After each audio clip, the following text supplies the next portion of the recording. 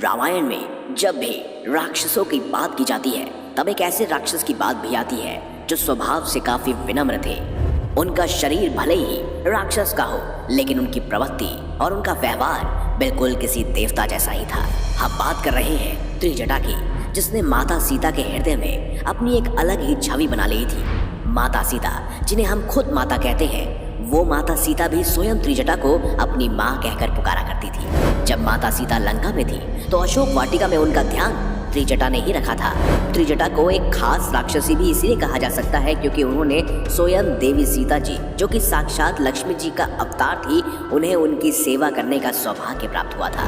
दरअसल त्रिजटा रावण की एक खास राक्षसी दासी थी जिसको स्वयं माता सीता का अशोक वाटिका में उनका रख रखाव करने के लिए नियुक्त किया गया था।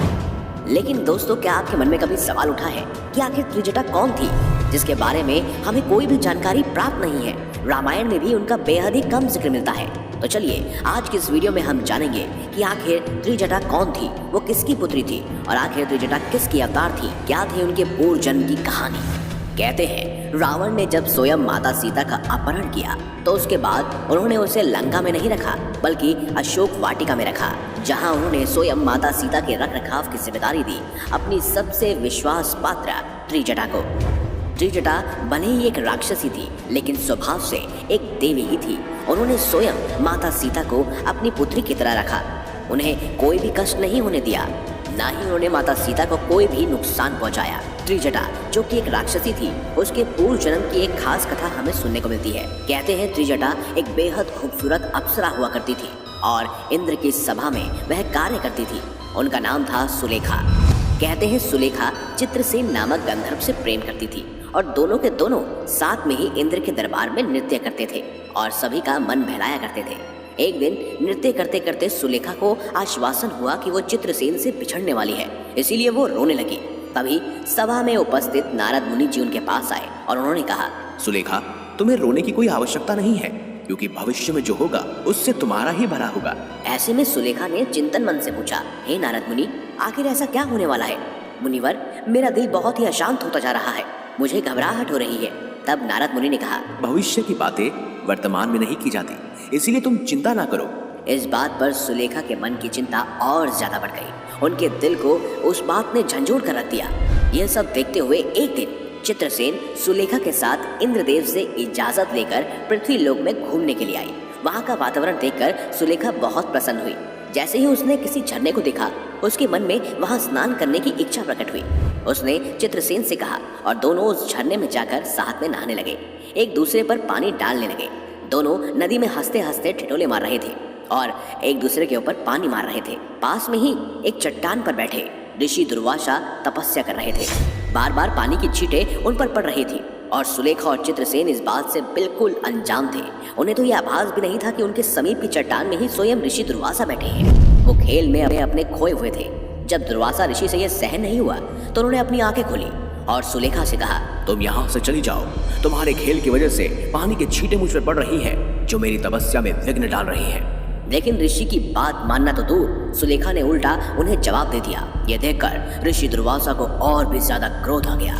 आप सब तो जानते ही हैं कि सभी ऋषियों में सबसे क्रोधित ऋषि दुर्वासा को ही माना जाता है। उन्होंने ही स्वयं इंद्र को और सभी देवी देवताओं को श्राप दिया था। वो बेहद ही शक्तिशाली और क्रोधित स्वभाव के ऋषि थे और इस तरह सुलेखा के वापस जवाब देने पर ऋषि दुर्वासा आग बबूला हो गए और उन्होंने सुलेखा को यह श्राप दिया, तुम जल्द ही सुंदर शरीर को त्याग दोगी और जिस तरह से तुमने मुझसे बात की है वो एक राक्षस की प्रवृत्ति होती है, इसीलिए तुम अगले जन्म में एक राक्षसी के रूप में ही जन्म लोगी और राक्षस कुल में पैदा होगी। ये सब सुनने के बाद सुलेखा के पैरों तले जमीन खिसक गई। अचानक ही सुलेखा को नारद मुनि की उन सभी बातों का आह्वान होने लगा और उन्होंने उसी समय रोते हुए वो स्वयं ऋषि दुर्वासा के पैरों पर जा पड़ी।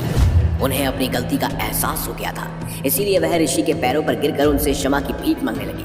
तब दुर्वासा ऋषि का भी मन और मस्तिष्क पसीज गया और उन्होंने कहा कि मैं अपने श्राप को वापस तो नहीं दे सकता, लेकिन तुम्हें यह वरदान दे सकता हूँ कि तुम्हारे उस जन्म में तुम्हें साक्षात भगवान श्री हरि और माता लक्ष्मी के दर्शन होंगे। तुम स्वयं माता लक्ष्मी के अवतार की सेवा करोगी और उसके बाद ही तुम्हें उस राक्षस शरीर से मुक्ति मिल पाएगी। और कहते हैं ठीक ऐसा ही हुआ। माली नाम का एक राक्षस हुआ करता था जिसकी पुत्री का नाम था कंचुकेशी। कहते हैं कंचुकेसी ने हरि कीर्तन करके ऋषि विश्वश्रवा को पसंद कर लिया था। दोनों ही एक दूसरे को पसंद करने लगे थे और इसके बाद दोनों ने एक दूसरे के साथ विवाह भी किया था। फिर कुछ समय बाद कंचुकेसी गर्भवती हुई और उसे एक कन्या की प्राप्ति हुई जिसका नाम था त्रिजटा। वैसे आपको मैं बता दूं कि ऋषि विश्वश्रवा स्वयं रावण के पिता थे, जिन्होंने कैकसी से विवाह किया था, जिनसे रावण का जन्म हुआ था।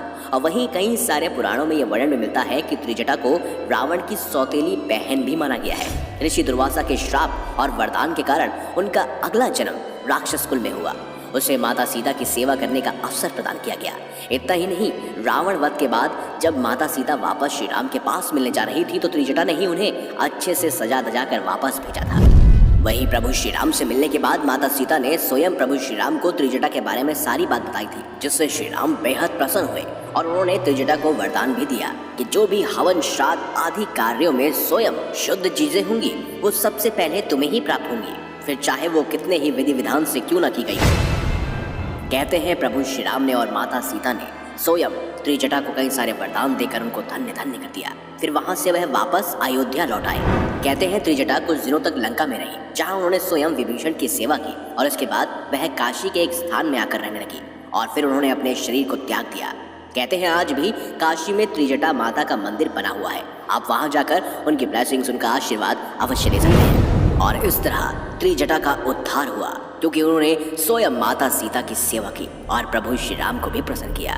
इस तरह एक दिन अपने शरीर को त्याग कर त्रिजटा स्वयं अपने राक्षसी शरीर से मुक्त हो गई और इसके बाद वह वापस सुलेखा के रूप में इंद्रलोक में जा पहुंची। तो त्रिजटा के विषय में आपको ये जानकारी अगर अच्छी लगी है तो इस वीडियो को लाइक करें, हमारे चैनल को सब्सक्राइब करें और ज्यादा से ज्यादा शेयर करें।